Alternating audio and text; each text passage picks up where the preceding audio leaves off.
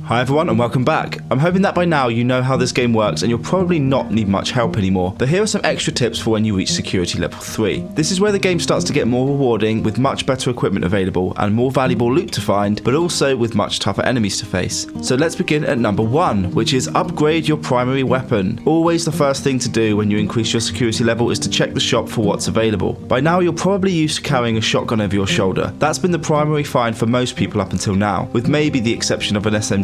But once you reach security level 3, you can buy your first sniper rifle as well as your first assault rifle. Both of these are incredible upgrades to your effectiveness at range. Fair warning though, buying these new guns, upgrading them, getting attachments and getting new ammo for them is bloody expensive, so I'm hoping that you have enough cash at this point. You should choose if you want the sniper rifle or the assault rifle. I wouldn't recommend getting both due to the carry weight and also how expensive they are, so I'll cover one at a time. Just a note, you want to have at least $12,000 for a sniper setup and about $16,000 for the assault rifle setup. Number 2, for those of you who chose the sniper rifle, is get sniping. This might be a cheat as it follows on from tip 1, but you now have the option to buy the Moss & Nagant sniper rifle. I think a lot of you will be like me and you've been looking forward to being able to pick your enemies off from further away, and now you can. And whilst you're here, you will want to buy the laser pointer B, which is a green dot pointer, and the PU scope, which is the only available scope for this sniper rifle at level 3. It's not the best scope, but it will get you started. You will need to add a side rail for the laser pointer, but you won't need to attach a scope mount. You'll be able to attach this right out of the box. If you want, you can also add a suppressor upgrade and attachment, but I chose not to. Number 3, which is for those of you who chose the assault rifle, is go commando. If you choose to get the assault rifle instead of the sniper, you can choose between the M4, the various Kalashnikovs, or the AUG. I personally chose the M4 because I've always liked how versatile they usually are. You can whack on all the attachments to this and it's bloody good. Don't forget to buy an additional mag so that you can reload quickly. I'm not sure how easy the other assault rifles are to upgrade with attachments, but just pick your favourite and run with it. Tip number 4, skirt round tough areas. So now that you've got your extra range with your weapons, you will no longer need to be quite so close to the danger. Since my preferred weapon was the Moss & Nagant, I sniped at all the enemies that I could. Once you've taken out all the ones that you can from where you are, you can start skirting around the dangerous area and try to pick off a few more. Once you've reduced the number of enemies inside, you can then switch to your pistol and move on in. Number 5, armor piercing is now essential. After reaching security level 3, I realized quite quickly that I needed more armor piercing rounds than just the one clip that I had before. A lot of the Operation Cleanup missions will require you to tackle tougher enemies than you'd usually find. I've come across an entire group of armored enemies just in the first area, which you would never normally find, so you have to be equipped to deal with these. You will also start entering the factory area more regularly now for missions, and this area is a lot more dangerous. Tip number 6, buy the large ammo boxes. Now that you're getting involved in more dangerous missions, ammo is something that you'll find yourself rinsing through. Security level 3 was the point where I switched to the larger boxes of ammo, starting with my sniper ammo. It also creates less clutter in your bag, which is always a good thing, as that thing gets bloody infuriating to sift through. I would recommend you buy exclusively AP rounds for your new primary weapon, and only buy the cheaper FMJ rounds for your M9 pistol. For me, the M9 has now become my weapon for dealing with the more trivial enemies. Tip number 7, suit up. So body armor is now available to you, and for 2 kilogram weight, this is a no-brainer. The body armor, as I'm sure is a surprise to no one, massively reduces bullet damage, and seeing as the policemen and commandos are some of the most dangerous enemies, this makes everything so much easier. It's expensive, but it's one of the most valuable items that you can buy. You could also get the helmet for that little bit extra armor, but I chose not to because I use the gas mask quite regularly and I don't want to have to keep switching back and forth. I also found the body armor was more than enough. Tip number 8, laser pointers are really good at close range. Seems really obvious, but the laser pointer turns any gun into an effective close range option, even the bolt action sniper rifle. You don't have to panic and look down the sight when you can just point and click. Super useful as it massively diversifies your weapon. It will also help you save ammo on your assault rifles. Tip number 9, save the Banshee missions until last.